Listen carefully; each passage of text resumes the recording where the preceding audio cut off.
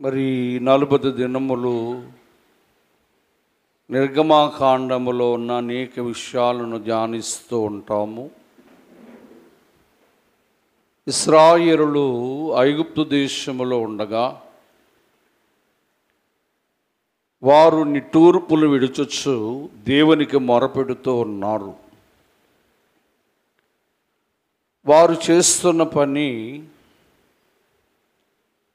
చాలా శ్రమతో కూడుకున్న పని చేస్తూ ఉన్నారు. వారు పెట్టిన మొర దేవుని యొద్దకు చేరినదట. నిర్గమాకాండం 3వ అధ్యాయములో కూడా 7వ వచనములో మరియు యెహోవా ఇట్టనెను. చూసారా, దేవుడు ఒక మాట అంటున్నాడు. వారు పెట్టిన మొర విని దేవుడు వారి మొరకు సమాధానమిస్తూ ఉన్నాడు ఇక్కడ. మరియు యెహోవా ఇట్లనెను, ఐగుప్తు దేశములో ఉన్న నా ప్రజల బాధలను నిశ్చయముగా చూచితిని. ఇది మొదటి మాట. పనులలో తాము కష్టపెట్టుచు ఉన్న వారి పెట్టిన మొరను వింటిని. ఇది రెండవ మాట.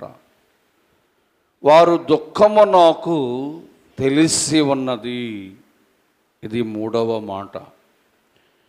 కాబట్టి ఐగుప్తుల చేతిలో నుండి వారిని విడిపించుటకు ఇది 4వ మాట. ఆ దేశముల నుండి విశాలమైన దేశమునకు అనగా కనానీయులు, హిత్తీయులు, అమోరీయులు, పెర్జీయులకును నివాసమైన పాలు తేనెలు ప్రవహించు దేశమునకు వారిని నడిపించుటకు దిగి వచ్చి తిని. వారి పెట్టిన మొరకు దేవుడు 5 సమాధానాలు చెప్పాడు. దేవా, మేము ఈ వెట్టి పనిని మేము చేయలేకపోతూ ఉన్నాం, ఈ బానిసత్వాన్ని మేము భరించలేకపోతూ ఉన్నాం అని వారు 2వ అధ్యాయములో మొరపెట్టగా దేవుడు వారి మొర విన్నాడు. దేవుడు వారి మొర విని వారిని జ్ఞాపకము చేసుకొని ఆయన అంటున్నాడు, నిశ్చయముగా నా ప్రజల బాధలను నేను చూచితిని. ఆయన చూచుచున్న దేవుడు, ఆయన చూచుచున్న దేవుడు.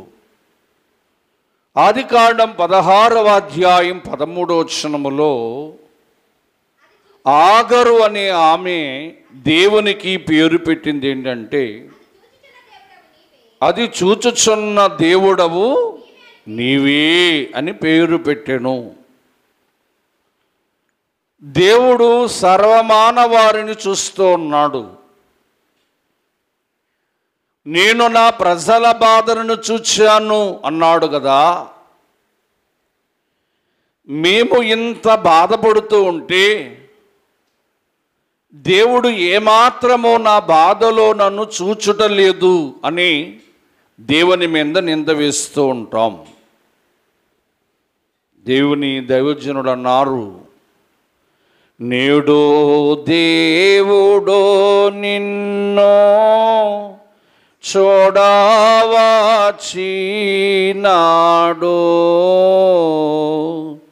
నేడు దేవుడు నిన్ను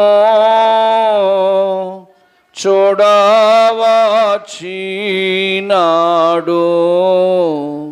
మేలుకో నరుడా మేలుకో, మేలుకో నరుడా మేలుకో. నేడు దేవుడు నిన్ను చూడవచ్చెను. నువ్వు బాధలో ఉంటే నిన్ను చూచుచున్న దేవుడు నీ బాధ నుంచి విడిపించు దేవుడై ఉన్నాడు. దేవుడు ఏమి చూస్తాడు అంటే, యోబు గ్రంథం 34వ అధ్యాయములో, యోబు గ్రంథము 34వ అధ్యాయము 21వ వచనములో ఆయన మాట అన్నాడు, ఆయన దృష్టి నరుల మార్గము మీద ఉంచబడి ఉన్నది, ఆయన వారి నడకలన్నీ కనిపెట్టి చూస్తూ ఉన్నాడు. దేవుడు నరులను చూస్తూ ఉన్నాడు. ఎలా చూస్తూ ఉన్నాడంటే, మనం ఎక్కడికి వెళుతున్నామా, ఎలా వెళుతున్నామా, ఏ మార్గములోకి వెళుతున్నామా అన్న విషయాన్ని దేవుడు చూస్తూనే ఉన్నాడు.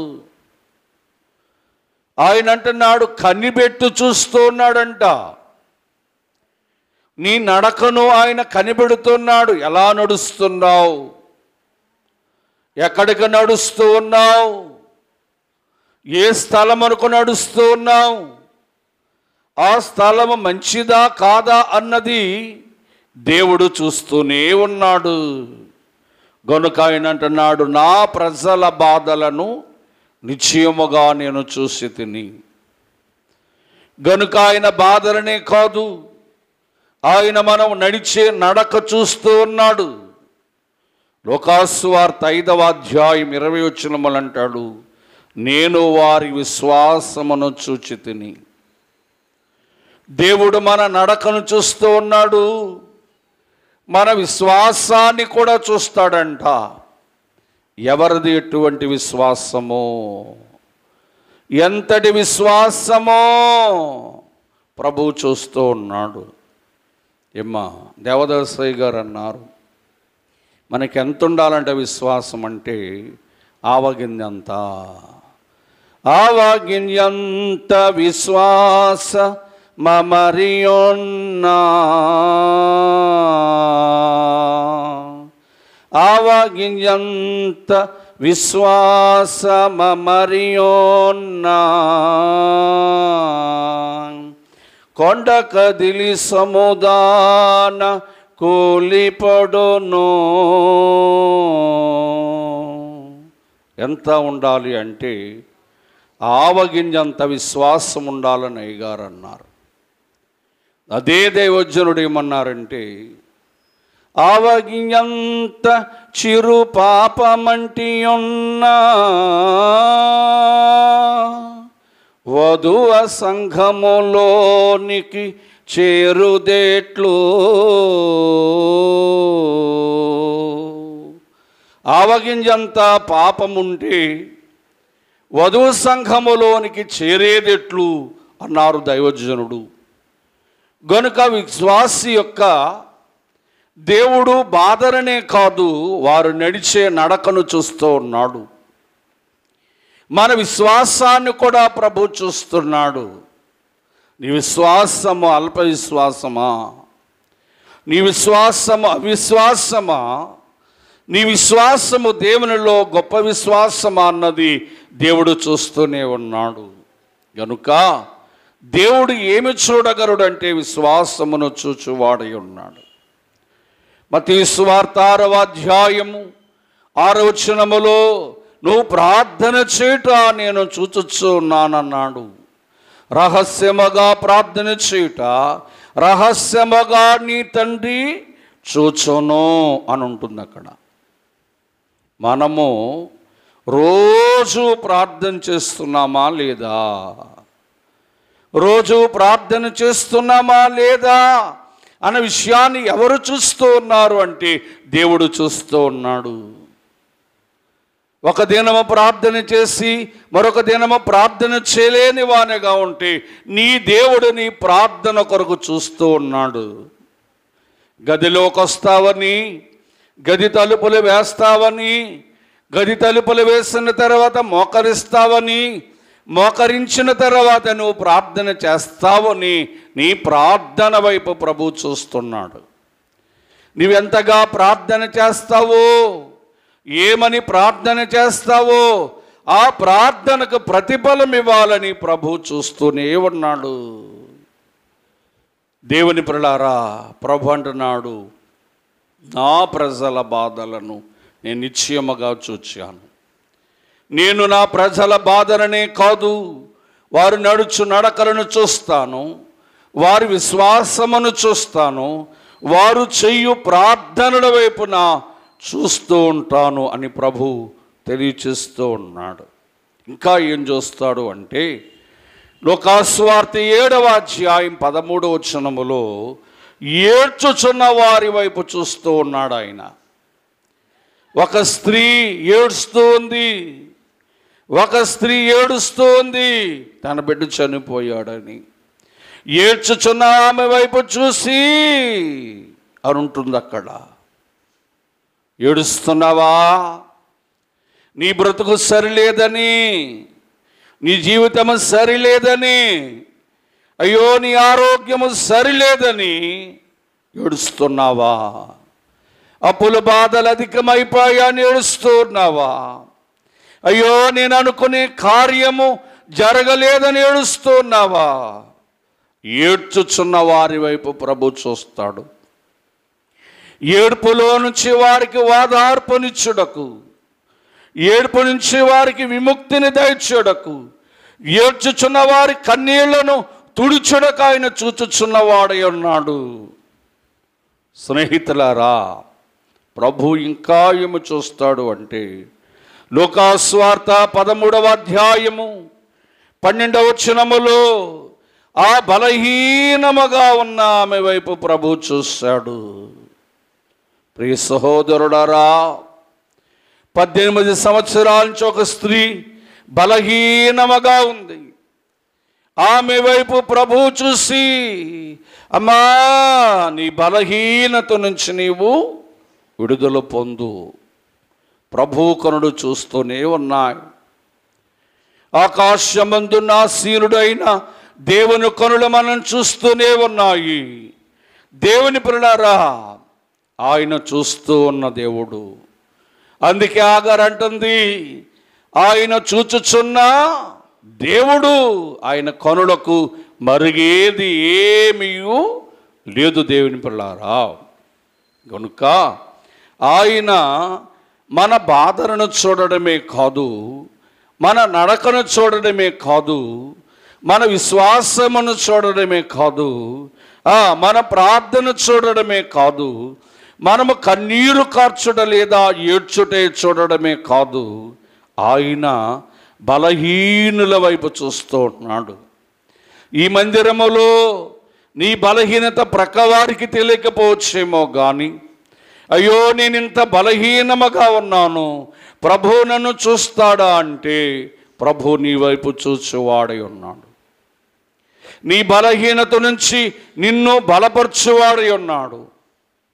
అయ్యగారు అన్నారు అందుకే, నీ బలహీనత తాటో చూడక నా బలమోత ఇదిగో చూడుము, నీ బలహీనత తాటో చూడక.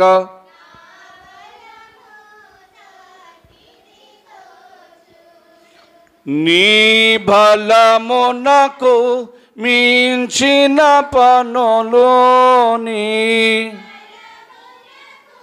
మించిన పనులు నా బలమే గద చేయగలదు, నా బలమే గద.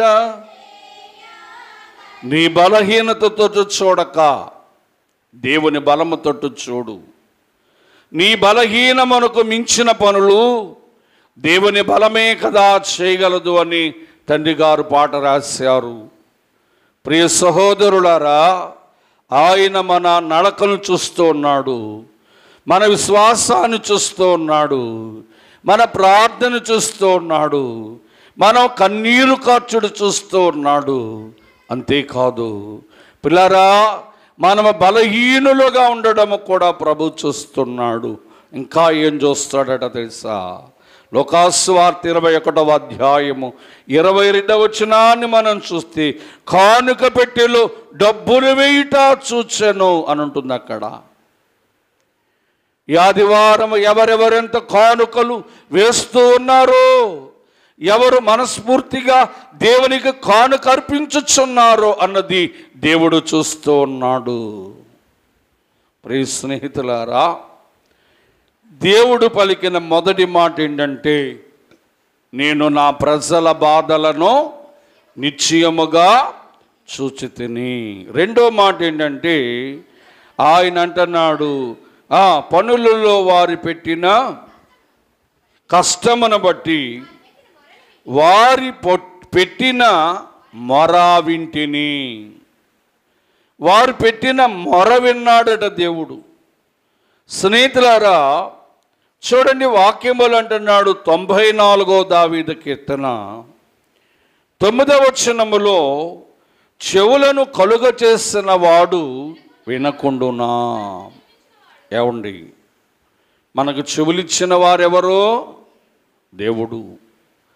మరి చెవులిచ్చిన వాడు ఆయనే గనుక చెవులను అనుగ్రహించిన దేవుడట వినకుంటాడా? నీ మాటలు వినకుంటాడా? వాక్యములు అంటాడు, చూడండి, లూకాసు వార్త 12:3లో, మనము చీకటిలో మాట్లాడుకున్నవి 12:3, అందుచేత మనము చీకటిలో మాట్లాడుకొనుచున్నవి దేవునికి వెలుగులో వినబడును. ఏమండి, కొందరు చీకటిలో మాట్లాడుతూ ఉంటారు. స్నేహితులారా, ఎవరు వినరేమో అని మాట్లాడుతూ ఉంటారు. Secrets phones. ఏమా, మేము కలవచర్ల మురారు వెళుతూ ఉంటే కొందరు బండి మీద కూర్చొని చీకటిలో రాత్రి 9 అయినా 10 అయినా 11 అయినా మాట్లాడుతూ ఉంటారు. అది చీకటి సంభాషణ. ఎవరు వినరేమో అనుకుంటాం మనం. పాప సంభాషణ. దేవుడు వింటూ ఉన్నాడు. నీవెవరితో మాట్లాడుతున్నావు? ఫోన్లో ఏం మాట్లాడుతున్నావు? దేవుడు తన చెవులతో వింటూ ఉన్నాడు. చీకటిలో మాట్లాడినవన్నీ కూడా దేవుడు వెలుగులో వింటూ ఉన్నాడని గ్రహించాలి. నేను ఫలానా వారితో మాట్లాడుతున్నాను కదా, ఎవరికి తెలియదేమో, ఎవరు నేను మాట్లాడడం చూడడం లేదేమో అనుకుంటామేమో కానీ, మనుషులు కనులు కప్పచ్చేమో కానీ దేవుని కనులు మాత్రం మనం కప్పలేమో, దేవుని చెవులు మాత్రం మనం ముయ్యలేమో. ప్రియ సహోదరులారా, దేవుడు చెవులను కలుగజేసిన వాడు వినకుండునా. చీకటిలో మాట్లాడినవన్నీ కూడా ప్రభు చెవులు వింటూ ఉన్నాయని మనము గ్రహించాలి. వాక్యములంటాడు కీర్తనల గ్రంథము 34వ అధ్యాయము 15వ వచనాన్ని ఒకసారి చూస్తే, 15వ వచనాన్ని మనం చూస్తే, యెహోవా దృష్టి నీతిమంతుల మీదే ఉన్నది, ఆయన చెవులు వారి మొర వింటూ ఉన్నాయి. దేవుని చెవులు ఏమింటాయంట? నువ్వు మాట్లాడే మాట వింటాయి. చెప్పండి, నువ్వు పెట్టే మొర కూడా వింటాయి. ఇంకా ఆయన ఏమింటాడు అంటే, చూడండి, 2వ దినవృత్తాంతములు 7:14లో ఆయన ప్రార్థన వినే దేవుడు. వాక్యాన్ని చూద్దాం. నా పేరు పెట్టబడిన నా జనులు తము తాము తగ్గించుకొని ప్రార్థన చేసి నన్ను వెతకి తమ చెడు మార్గమును విడిచిపెట్టి, నేను ఏమంటున్నాడో బాగా గమనించను, ఆకాశమందుండి వారి ప్రార్థన విని. ప్రార్థన కూడా వింటాడంట. మనం మాట్లాడే మాటలు వింటాడు. అవి మంచి మాటలైనా చెడ్డ మాటలైనా దేవుడు తన చెవులతో వింటూ ఉన్నాడు. చెవులను కలుగజేసిన వాడు వినకుండా అన్నాడు. రెండవదిగా మనం మొరపెట్టు మొర దేవుడు వింటూ ఉన్నాడు. మనము చేసే ప్రతి ప్రార్థన దేవుడు వింటూ ఉన్నాడు. నువ్వేమనుకుంటావంటే, నేను చేసే ప్రార్థన దేవుడు వినడేమో, నేను చేసే ప్రార్థన దేవుడు వినడేమో అనుకుంటున్నావేమో. దేవుని పిల్లారా, నువ్వు చేసే ప్రతి ప్రార్థన దేవుడు వింటూ ఉన్నాడని గ్రహించాలి. కొన్ని ప్రార్థనలు దేవుడు వెంటనే నెరవేర్పిస్తాడు, కొన్ని ప్రార్థనలకు దేవుడు ఆలస్యముగా నెరవేర్పిస్తాడు. ఏమ్మా, కొందరు ఏమనుకుంటారంటే, అయ్యో నేను ఎంత ప్రార్థన చేస్తున్నా దేవుడు నా ప్రార్థన ఆలకించడం లేదే అంటారు. దేవదాసయ్య గారు అన్నారు, ఆలస్యమైనంత మాత్రమున అవి నెరవేరా వనవద్దు, ఆలస్యమైనంత మాత్రమున అవి నెరవేరా, కాలము పరిపూర్ణంబు కాగా, కాలము ఖచ్చితముగా నీయో నెరవేరును, ఖచ్చితముగా నీయో నెరవేరును, మనోవిచారం కూడదు నీకు మహిమ. దేవుని పిల్లారా, నువ్వు ప్రార్థన చేసినప్పుడు నీ ప్రార్థన ఆలస్యమైందని అనుకోక, కాలము పరిపూర్ణమైనప్పుడు ఖచ్చితంగా ఆ ప్రార్థన నెరవేరుతుంది. ఆ ప్రార్థన దేవుడు నెరవేరుస్తాడు. కానీ కాలము పరిపూర్ణమవ్వాలి. ఆ సమయంలో దేవుడు ఆ కార్యాన్ని సఫలము చేసేవాడి ఉన్నాడు. ఒకటి, నేను చూచుచున్నాను అన్నాడు, నా ప్రజల బాధ నేను చూస్తున్నాను అన్నాడు. రెండు, నేను వారి మొర వింటున్నానన్నాడు. ఇప్పుడు ఏమంటున్నాడంటే, నేను ఆ నిర్గమాకాండము అధ్యాయం చదువుతున్నాడు, వారి దుఃఖము నాకు తెలుసు అంటున్నాడు. దేవునికి ఏం తెలుసు అంట? మాట్లాడండి. దేవుడికి ఏం తెలుసు అంట? మీరు తెలుసు. దేవుడికి మీరు తెలుసా తెలీదా? మీరు ఎలాంటి వారు దేవునికి తెలుసా తెలీదా అని అంటున్నాడు. నా ప్రజలు దుఃఖపడుతుంటే ఆ దుఃఖం ఎందుకు పడుతున్నారో అది నాకు తెలుసు. దేవునికి తెలియనిదేమీ లేదు. కీర్తన గ్రంథంలో అంటాడు, 139వ దావీదు కీర్తన 1 నుంచి 4 వచనాలు, యెహోవా నీవు నన్ను పరీక్షించి తెలుసుకున్నావు. దేవుడు నిన్ను తెలుసుకున్నాడట. ముందు నువ్వు ఎలా ఉన్నావో, ఎక్కడున్నావో, ఏ స్థితిలో ఉన్నావో దేవుడు నిన్ను ముందుగా తెలుసుకున్నాడంట. దేని పిల్లారా, మనం ఏమనుకుంటామంటే దేవునికి ఏం తెలియదు, అన్నీ నాకు తెలుసు అనుకుంటాం. దేవునికి ఏం తెలియదు అనుకుంటాం. కానీ దేవునికి అన్నీ తెలుసు. ఆయన అంటున్నాడు, నేను కూర్చుండుట, నేను లేచుట నీకు తెలుసు. ఎవడు నువ్వు ఎక్కడ కూర్చుంటున్నావో, సినిమా థియేటర్లో కూర్చుంటున్నావో, పేకాట్లో కూర్చుంటున్నావో, అపహాసకులు కూర్చున్న చోట కూర్చుంటున్నావో, లోకపు ఊసులాడుకునే వారి దగ్గర కూర్చుంటున్నావో, పాపం చేసే వారి దగ్గర కూర్చుంటున్నావో, నువ్వెక్కడ కూర్చుంటున్నావో దేవునికి తెలుసు.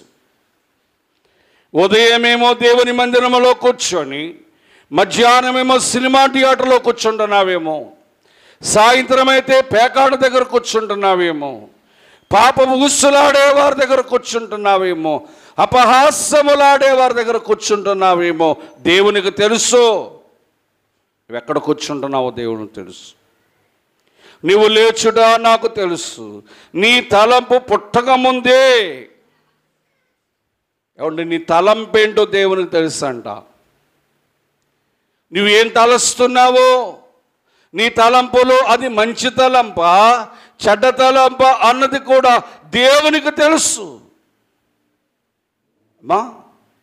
ఇంకా ఏమన్నాడు తెలుసా?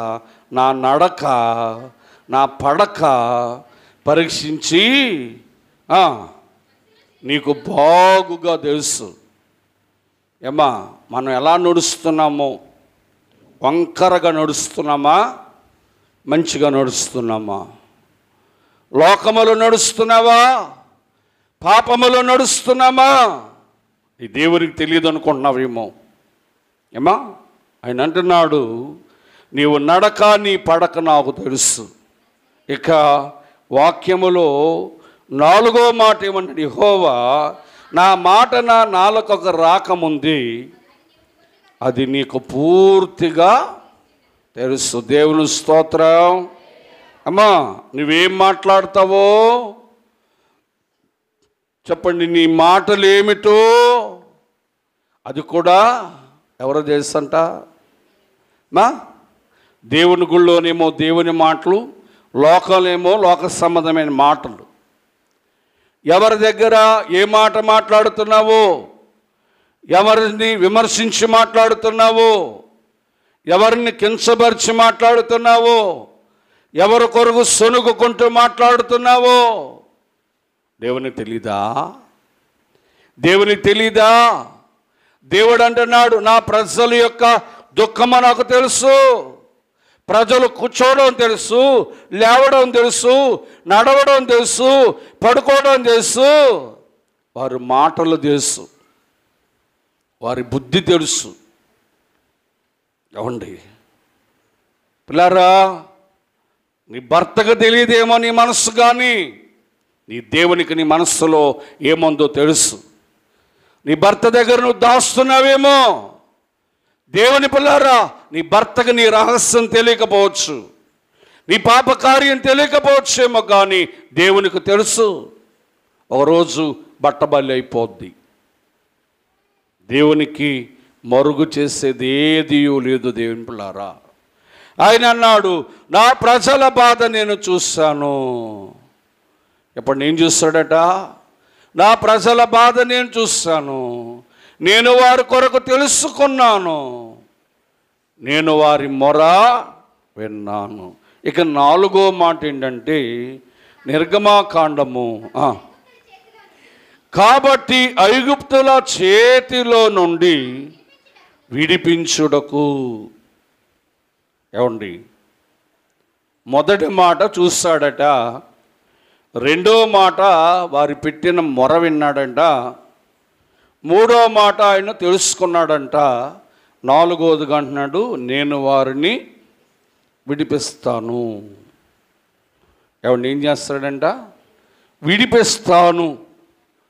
దేవుని నుంచి దేవుడు మనల్ని విడిపిస్తాడు అంటే, ప్రకటన గ్రంథం 1:6 వచనములో ఆయన ఒక మాటనంటూ ఉన్నాడు, ఆయన మనలను ప్రేమించొచ్చు, ఆయన రక్తము వలన మన పాపముల నుండి మనలను విడిపించి. మొట్టమొదటగా దేవుడు పాపములో నుంచి విడిపిస్తాడు. ఏమండి దేని నుంచమ్మా? పాపములో నుంచి విడిపిస్తాడు. నీ పాపము నుంచి నేను విడిపించడానికే ప్రభువు తన రక్తాన్ని కార్చాడు. దేని బిల్లారా, భక్తుడు బ్రదర్ యేసన్న గారు అన్నారు, ప్రతి ఘోర పాపమును కడుగును మన యేసయ్యా రక్తము. ప్రతి ఘోర పాపమును కడుగును మన యేసయ్యా రక్తము. మన శిక్షను తొలగించెను, సంహారముని తప్పించెను. మన శిక్షను తొలగించెను, సంహారముని తప్పించెను. యేసు రక్తమో రక్తమో రక్తమో, యేసు రక్తమో రక్తమో రక్తమో, అమూల్యమైన రక్తము, నిష్కలంకమైన రక్తము. రక్తము, అమూల్యమైన రక్తము, నిష్కలంకమైన రక్తము, యేసు రక్తము, యేసు రక్తము, రక్తము, రక్తము. పిల్లరా, ప్రతి ఘోర పాపము నుంచి మనల్ని విడిపించేది యేసు రక్తం. నేను ఐగుప్తుల చేతిలో నుంచి వారిని విడిపిస్తాను, విడిపించడానికే దిగి వచ్చాను అంటున్నాడు దేవుడు. స్నేహితులారా, వారిని విడిపించుటకు, పాపము నుంచి విడిపించేవాడు కీర్తన గ్రంథం 34వ అధ్యాయం, కీర్తన 34వ అధ్యాయము 17వ వచనములో ప్రభు ఒక మాట అంటున్నాడు. యెహోవా దృష్టి నీతిమంతుల మీద ఉన్నది, నీతిమంతులు మొరపెట్టగా యెహోవా ఆలకించెను, వారి శ్రమలు అన్నిటిలో నుండి దేని నుంచి విడిపిస్తాడంట? మా శ్రమలు ఉన్నాయా అబ్బాయి నగేష్? శ్రమలు ఉన్నాయా? శ్రమలు మా దేని పిల్లారా, దేవుడు ఒకటి ఐగుప్తు చేతిలో నుంచి, అంటే సాతాను చేతిలోంచి నేను విడిపిస్తాను. 2, నువ్వు చేసే ప్రతి పాపము నుంచి నా రక్తము ద్వారా విడిపిస్తాను. ఇక 3, నీ శ్రమలో నుంచి విడిపిస్తాను. ఏమండి, దేవుని పిల్లలు ఒక మాట గమనించాలి. ఈ శ్రమ నాకే రావాలా అంటారు. ఏమంటారమ్మా? ఈ శ్రమ నాకే రావాలండి. యేసు ప్రభువారు ఏమన్నాడు? ఆయన నన్ను నమ్ముకుంటే శ్రమలు పోతాయని అనలేదు. ఆయన ఏమన్నాడంటే, యోహాను సువార్తలు అంటాడు, లోకములో మీకు శ్రమ కలుగును. ఏం కలుగుతుంది?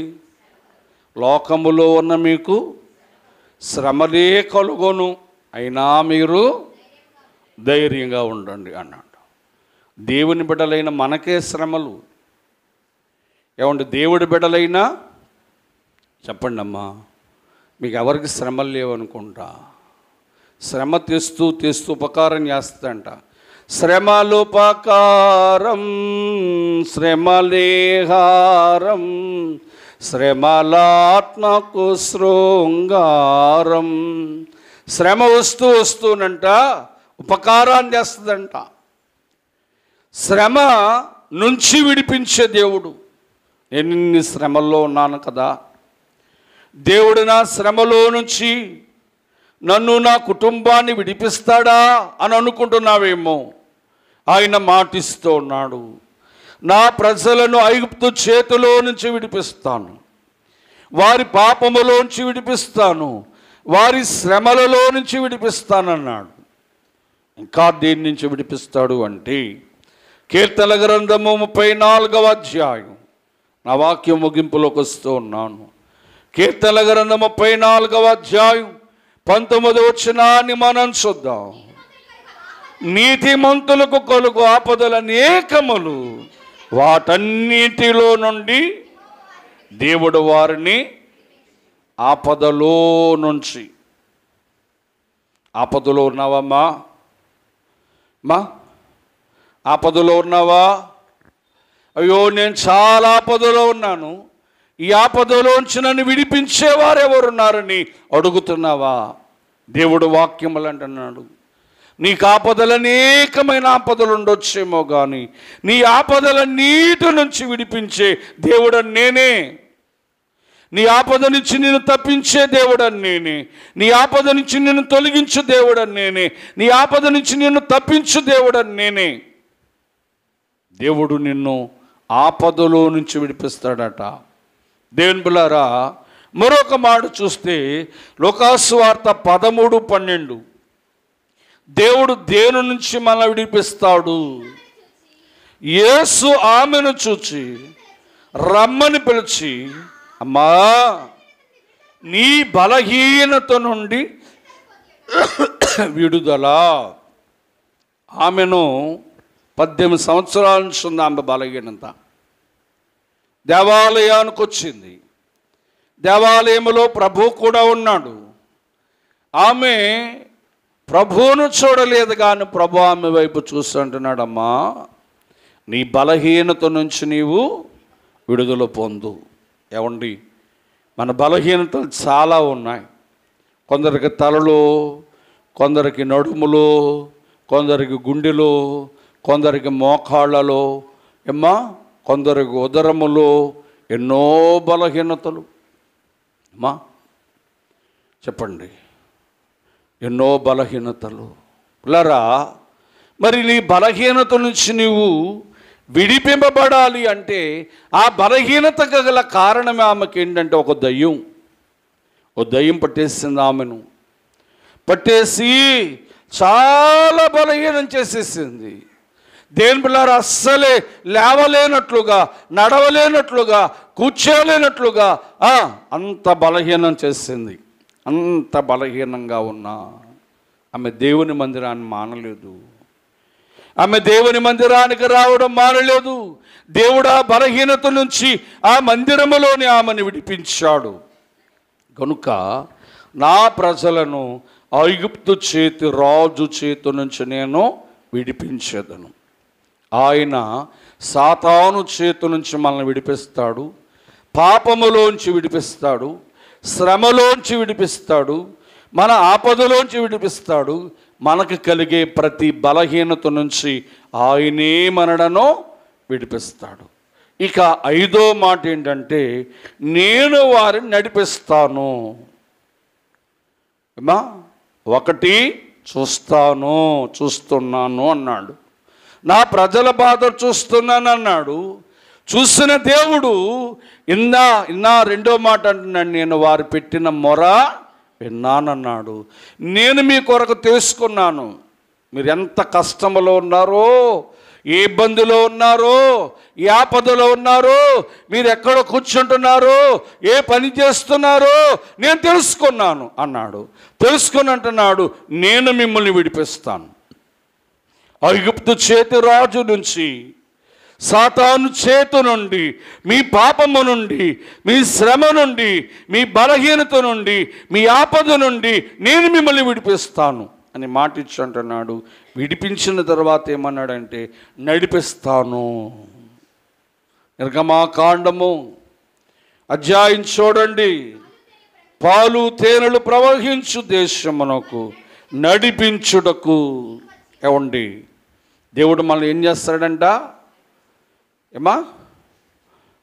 దేవుడు ఏం చేస్తాడంట? నడిపిస్తాడంట. చూద్దాం. హోషేయ గ్రంథము 11వ అధ్యాయం 3వ వచనం.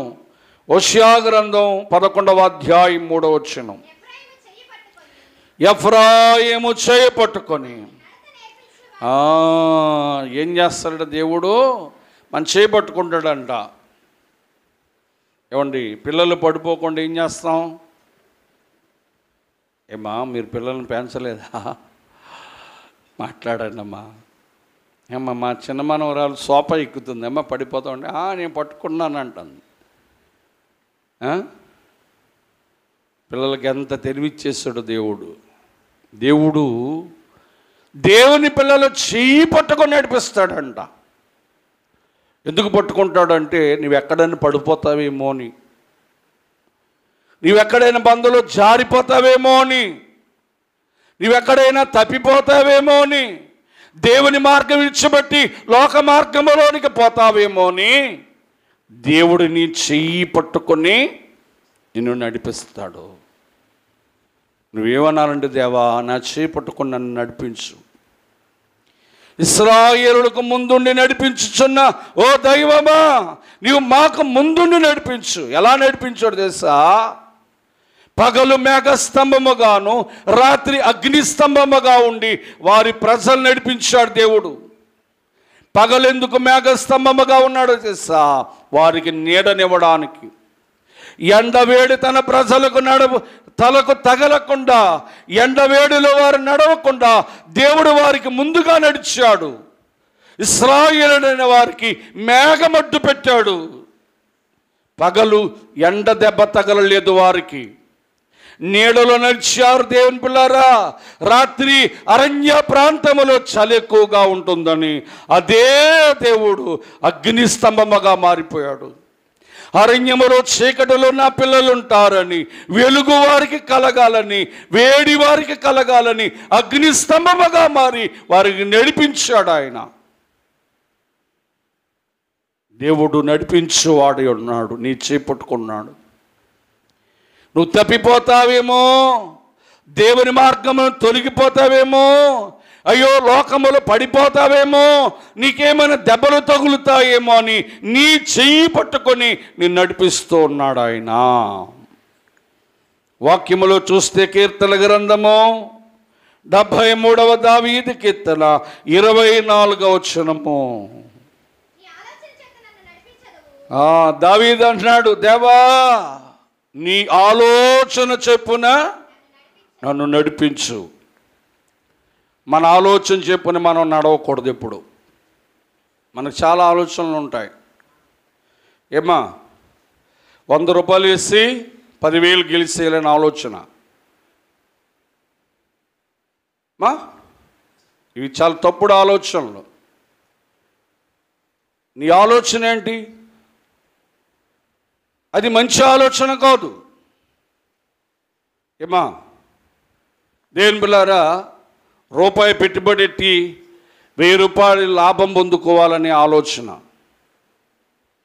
ఇది మంచి ఆలోచన కాదు. ఎప్పుడు కూడా మనం ఒకటి అనాలి, దేవా నీ ఆలోచన చెప్పున నన్ను. చెప్పండి, ఎవరి ఆలోచన చెప్పున నడవాలి మనం? మనకి చాలా ఆలోచనలు ఉంటాయి. నాకు కూడా ఆలోచన ఉండొచ్చు. ఏంటో తెలుసా? సేవ చేస్తూ ఏదో వ్యాపారం చేయొచ్చు, సేవ చేస్తూ ఏదో ఉద్యోగం చేయొచ్చు. ఏమ్మా సేవలో వచ్చే 10 రూపాయలే, ఉద్యోగంలో వచ్చే 10,000. ఒకసారి మనిషికి డబ్బు పైన ఆశ కలిగిందంటే దేవుణ్ణి వదిలేస్తాడు. సేవకుడు ఉంటే ఎలాగైనా ఉండాలి, అలాగైనా ఉండాలి, అంతేగాని నువ్వు ఉద్యోగం చేస్తాను సేవ చేస్తానంటే దేవుడు ఒప్పుకోడు. నీ ఆలోచన మార్చుకోవాలి. ఇప్పుడు కూడా చెడ్డ ఆలోచన నీలో వస్తుందేమో, చెడ్డ ఆలోచన నువ్వు నడుస్తున్నావేమో. దేవా నా ఆలోచన చెప్పు నేను నడవకుండా నీ ఆలోచన చెప్పు నన్ను నడిపించు. దేవుడు మంచి ఆలోచన ఇస్తాడు. నువ్వేం చేయాలో, ఎక్కడికి వెళ్ళాలో, ఏం చేస్తే నువ్వు లాభం పొందుకుంటావో, ఏం చేస్తే నీకు మంచి జరుగుతుందో, ఎక్కడ ఉంటే నువ్వు క్షేమంగా ఉంటావో అటువంటి మంచి ఆలోచన చేత దేవుడిని నడిపించువాడై ఉన్నాడు. నీ ఆలోచన ఎప్పుడు కూడా మంచిది కాదు. నీ ఆలోచన చెప్పేటప్పుడు కూడా నువ్వు నడవక. దేవుని వాక్యములో దావీదు అన్నాడు, దేవా దేవుడట ఎలా నడిపిస్తాడు అంటే మన చేయి పట్టుకొని నడిపిస్తాడు. ఆయన ఆలోచన చెప్పి నడిపిస్తాడు. ఆయన ఆలోచన చెప్పి నడిపిస్తాడు. ఇంకా కీర్తన గ్రంథము 107వ దావీదు కీర్తన 7వ వచనాన్ని చదువుకుని ఇక వాక్యాంశాన్ని ముగించుకుందాం. వారికి నివాసపురము చేరునట్లు చక్కని త్రోవను. ఎలాంటి త్రోవలో మా? చక్కని త్రోవ ఏంటంటే మంచి త్రోవలో. దేవుడు ఏ త్రోవలో నడిపిస్తాడంట? నడిపించు నామా నడి సంద్రమున దేవా నవ జీవన.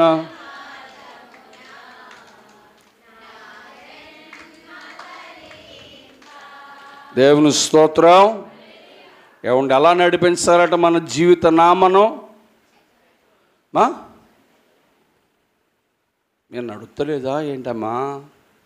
నడుస్తున్నారా? ఎలా నడుస్తున్నారు? మీ ఆలోచన చెప్పు నడుస్తున్నారేమో. ఏమా దేవుని ఆలోచన లేకుండా పలానా వ్యాపారం చేద్దామంటే ఆ వ్యాపారం నష్టం వస్తుంది. నీవు దేవుని ఆలోచన లేకుండా పలానా ఉద్యోగం చేస్తే ఆ ఉద్యోగం వల్ల కష్టం వస్తుంది. దేవుని ఆలోచన లేకుండా పలానా ఊరు వెళ్దామంటే ఆ ఊరిలో కష్టపడతావు, ఇబ్బంది పడతావు. దేవుని ఆలోచన చెప్పు నడవాలి. ఆయన నీ చేపట్టుకొని నడిపిస్తాడు, తన ఆలోచన ఇచ్చి నడిపిస్తాడు. ఎలా నడిపిస్తాడంటే మంచి మార్గములో నడిపిస్తాడంట. ఎలా నడిపిస్తాడు? మంచి చక్కనైన మార్గం ఏంటంటే మంచి మార్గము. స్నేహితులారా, ఇశ్రాయేలులు మొరపెట్టారు, దేవా మేము శ్రమ అనుభవించలేకపోతున్నాం. మా పితరులు ఇదిగో ఇవి ఎట్టి పని చేస్తూ అని నిట్టూర్పులు విడుచుచు. నిట్టూర్పు అంటే ఏంటంటే కన్నీరు కారుస్తూ. దేవుడు ఎప్పుడు ఎవరి మొర ఆలకిస్తాడో తెలుసా? కన్నీరు కార్చి మొరపెట్టిన వారి మొరే దేవుడు ఆలకిస్తాడు. ఆయన అంటున్నాడు, నేను నిశ్చయముగా నా ప్రజల బాధ చూస్తాను. నీ బాధ దేవుడు చూస్తున్నాడు. నీ ఆరోగ్య సంబంధమైన బాధ అయినా, కుటుంబ సంబంధమైన బాధ అయినా, ఆర్థికపరమైన బాధ అయినా దేవుడు నీ బాధ నుంచి నిన్ను విడిపించువాడై ఉన్నాడు. రెండవదిగా, నువ్వు చేస్తున్న ప్రార్థన, నువ్వు పెడుతున్న మొర దేవుడు వింటూ ఉన్నాడు. వినడం లేదనుకుంటున్నావేమో, దేవుడు వింటూ ఉన్నాడు. విని ఒక కాలమున నీ ప్రార్థనకు, నీ మొరకు దేవుడు ఖచ్చితంగా జవాబిస్తాడు.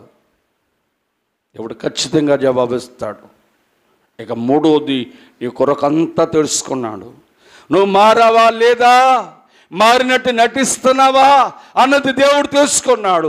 దేవుని యొద్దకు వచ్చి కూడా మారలేని వానిగా ఉన్నావేమో, నా కొరకు ఎవరికీ తెలియదు, నేనే దేవుని మందిరములో గొర్రెగాను బయట తోడేలుగాను ఉన్నాను అనుకుంటున్నావేమో, కానీ ఈ కొరకు దేవునికి తెలుసు. నీ మనస్సులో ఏముందో తెలుసు, నీ ఆలోచన ఏంటో తెలుసు, నీ నడక, నీ పడక సమస్తము దేవునికి తెలుసు. ఇంకా లోకానుసారంగా ఉంటే నీ పద్ధతి మార్చుకో, నీ ప్రవర్తన మార్చుకో. నీ దేవునికి తెలియనిదేమీ లేదు. దేవుని పిల్లారా, దేవుని కాదనుకుంటే నువ్వు బంగారం పట్టుకుంటే మట్టి అయిపోద్దు సుమా. ఆ విషయాన్ని తెలుసుకో. దేవుడికి సమస్తము తెలుసు. దేవుడు నిన్ను విడిపించాలనుకుంటూ ఉన్నాడు. సాతాను చేతిలో నుండి, పాపము ఊబిలో నుండి, నీ శ్రమలలో నుండి, నీ ఆపదలో నుండి, నీ బలహీనతలో నుండి దేవుడు నిన్ను విడిపించాలనుకుంటూ ఉన్నాడు. తన రక్తం ఇచ్చి, తన రక్తాన్ని కార్చి దేవుడు నిన్ను విడిపించాలనుకుంటూ ఉన్నాడు. విడిపించి ఏం చేయాలనుకున్నాడు తెలుసా? నీ చెయ్యి పట్టుకొని, మా దేవుని స్తోత్రం, నీ చేయి పట్టుకొని మంచి ఆలోచన చెప్పి మంచి మార్గములో దేవుడు నిన్ను నడిపించువాడై ఉన్నాడు. కనుక ఇశ్రాయేలుల కొరకు దేవుడు దిగొచ్చాడంట. ఈ మాటలో అంటాడు, నేను వారిని నడిపించుటకు దిగి వచ్చి తిని. ఏమండి, ఎక్కడి నుంచి వచ్చాడు దేవుడు? ఆకాశములో అత్యున్నత సింహాసనం విడిచిపెట్టి నరుల కొరకు దిగి వచ్చాడు. ఇవాళ ఆరాధన సమయంలో దేవుడు మన ఆరాధన అంగీకరించుటకు ఆయన దేవదూతలు దిగి వచ్చారు. కనుక ఈ విషయాన్ని గ్రహించుకోండి. ఈ మాటలు ప్రభువు దీవించునుగాక. సొలొమోను దేవాలయములోని